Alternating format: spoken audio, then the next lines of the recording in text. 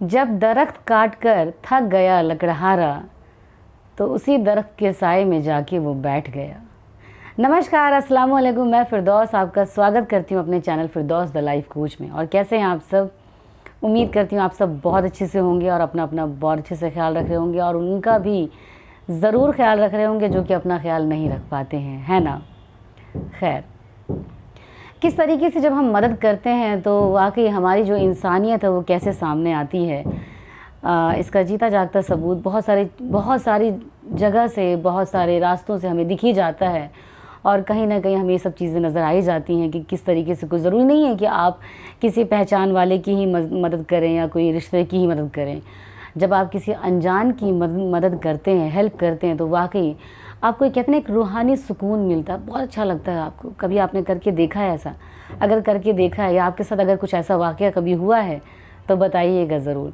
चलिए आइए, मैं आपको इसी बात से एक बहुत प्यारी सी कहानी सुनाती हूँ जो आपको वाकई बहुत मज़ेदार लगेगी और बहुत मोटिवेट भी करेगी इंशाल्लाह। और अगर साइड में कुछ खटपट की आवाज़ आ रही हो तो उसको इग्नोर कीजिएगा, बिकॉज़ आजकल काम बहुत हो रहा है हर जगह, तो जाहिर सी बात है सबका काम होना बहुत ज़रूरी है ना। खैर, कहानी की इस तरीके से है कि रात के लगभग 11, साढ़े 11, 12 बज रहे होते हैं और एकदम से डोरबेल बजती है, घंटी दरवाज़े की। तो दरवाज़ा खोलता है एक बहुत ही 30-32 साल का एक यंग मैन होता है जो कि दरवाज़ा खोलता है, और सामने क्या देखता है कि एक बुज़ुर्ग हैं काफ़ी बड़े से, और बड़ी ही थकी सी और हाँफी हुई आवाज़ में वो पूछते हैं कि तुम्हारा नाम क्या है बेटा? ठीक है, तो वो बोलता है कि मेरा नाम अमित है। कहता है अल्लाह का शुक्र है, हे भगवान तेरी ईश्वर बड़ी बड़ी कृपा हुई, चलो जी बहुत अच्छी बात है, मुझे ये एड्रेस मिल गया। और वो बहुत ही शुक्रगुज़ार होता है, और जो उसके हाथ में एक पर्ची होती है उस बुज़ुर्ग के, वो उसको दिखाता है अमित को। कहता है कि ये आपके पापा ने मुझे दी है ये पर्ची, और उन्होंने मुझे बड़े उम्मीद के साथ बोला है कि मेरा काम जो है वो आप करवा दोगे बेटा। वो उस पर्ची को पढ़ता है, वो जो अमित नाम का जो लड़का होता है, जो मैन होता है, और वो कहता है कि चलिए ठीक है, मैं ज़रूर आपका काम करवा दूंगा। एक पल को सोचता है, लेकिन ठीक है, वो कहता है कि मैं आपका काम करवा दूंगा और मैं आपका फिर वो जाता है, आगे बढ़ता है। जिस ऑटो से वो बुज़ुर्ग आए होते हैं उस ऑटो वाले के पास जाके वो बोलता है कि एक काम करो, अब आप जाओ भैया, और सारा सामान लेके उस बुज़ुर्ग का वो अपने घर में दाखिल होता है और रखता है, और कहता है कि पानी वानी पिलाता है। और फिर कहता है कि अंकल आप एक काम कीजिए, अभी आप रेस्ट कीजिए कुछ खाकर, और खाने को भी ला के देता है और कहता है कुछ खा के आप रेस्ट कीजिए, आराम कीजिए, और मैं डेफ़िनेटली इंशाल्लाह कल आपका जो काम है उसको मैं आपका करवा दूँगा, आप इस चीज़ से बिल्कुल बेफ़िक्र रहिएगा। तो खैर, वो बुज़ुर्ग जो है वो बड़ी ही चैन की नींद के साथ वो सो जाता है। उसको बड़ी उम्मीद होती है कि अब ये मेरा काम ज़रूर हो जाएगा, क्योंकि मैं बिल्कुल सही जगह पे अब आ चुका हूँ। सुबह होती है, वो अमित जो है वो छुट्टी करते हैं अपनी ऑफ़िस की, और वाकई लग के एक्चुअली होता ये है कि उस बुज़ुर्ग का एकमात्र सहारा होता है उसका बेटा, जो कि रोड एक्सीडेंट में मर जाता है, ख़त्म हो जाता है। अच्छा, वो किसी तरीके से करके अपने गांव में अपनी वाइफ के साथ अपना गुज़र बसर जो हो रहा होता है वो कर रहे होते हैं, लेकिन वक्त हालात कुछ ऐसे बदलते हैं कि जो रोज़मर्रा के काम होते हैं वो भी बहुत मुश्किल हो जाते हैं उनके साथ करना। पैसे की आमदनी नहीं होती है, कहीं से कोई सोर्स ऑफ इनकम नहीं है, तो जाहिर सी बात है ज़िंदगी थोड़ी सी टफ़ हो जाती है। तो एट लास्ट वो हार के, वो लेना तो नहीं चाहते थे अपनी बच्चे की मौत का कंपनसेशन जो होता है डेथ का, लेकिन तब भी उनको मजबूरी में अब इस कदम बढ़ाना पड़ा इस तरफ।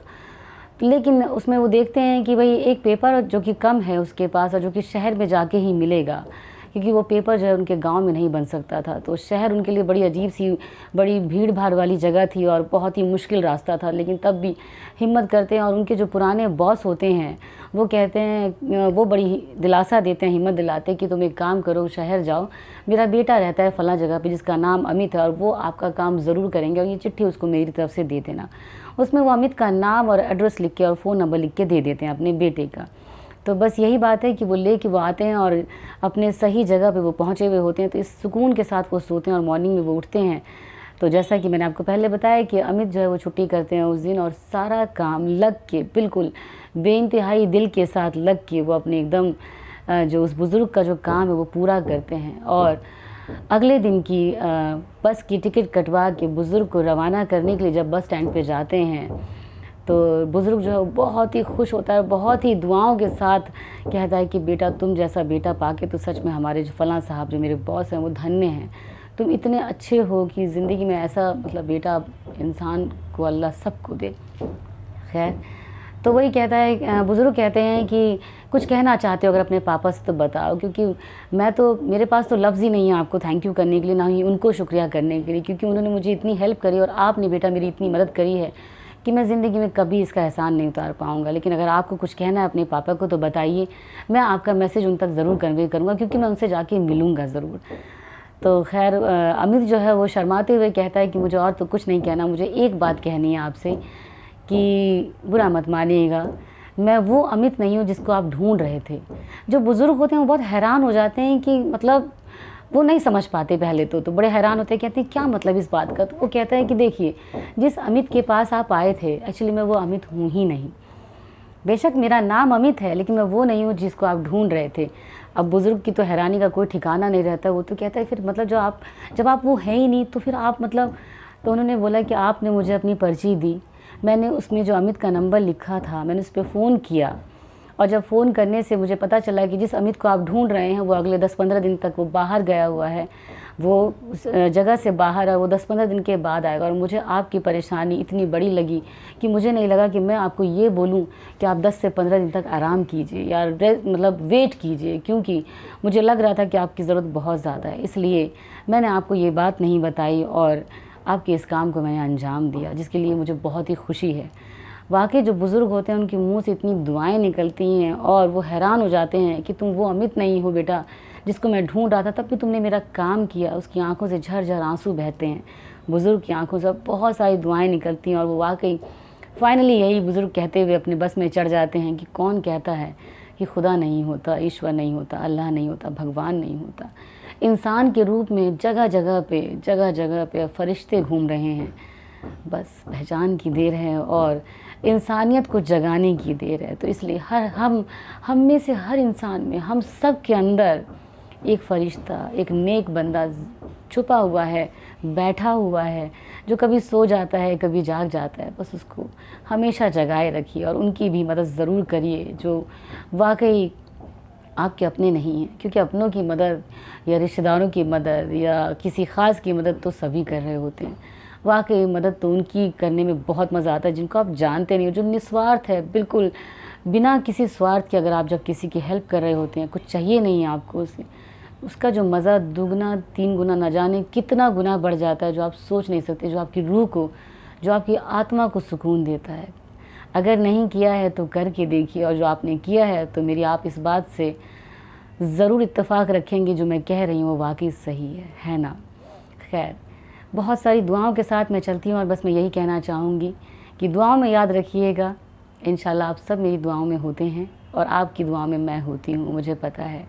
और यूं ही अच्छे कर्म, अच्छे काम करते जाइए, बेफ़िक्र होके कीजिए, क्योंकि कहते हैं ना, अच्छे काम करने वालों का कभी कुछ भी बुरा नहीं होता, चाह कर भी नहीं हो सकता, उनके साथ हमेशा अच्छा होता है और इंशाल्लाह होगा। खैर, चलती हूँ मैं अपनी इसी खूबसूरत कहानी के साथ, और ये भी कहूँगी कि मेरी भी इस कहानी को आपकी मदद की ज़रूरत है। हो सके तो जितना हो सके इसे शेयर कीजिए, क्योंकि आपके शेयर करने से अगर किसी एक बंदे तक मेरा ये मैसेज अगर पहुँचता है तो मेरा, कहते हैं ना, मेरा मकसद कामयाब होता है। एक इंसानियत अगर मैं किसी एक इंसान के अंदर जगा दूँ अपनी इस कहानी के थ्रू, तो वाकई मेरे लिए इससे बड़ी खुशकिस्मती और कुछ नहीं होगी, क्योंकि ये बहुत ही सवाब का काम है। खैर, चलती हूँ मैं बहुत सारी दुआओं के साथ। बस यही कहना चाहूँगी मैं फिरदौस कि अपनों का तो सभी ख्याल रखते हैं, आप उनका भी ज़रूर ख्याल रखिएगा जिनका कोई भी ख्याल नहीं रखता। वाकई बहुत अच्छा लगेगा, बहुत सुकून मिलेगा आपको। बहुत बहुत शुक्रिया, नमस्कार, बहुत सारी दुआओं के साथ। अल्लाह हाफिज़।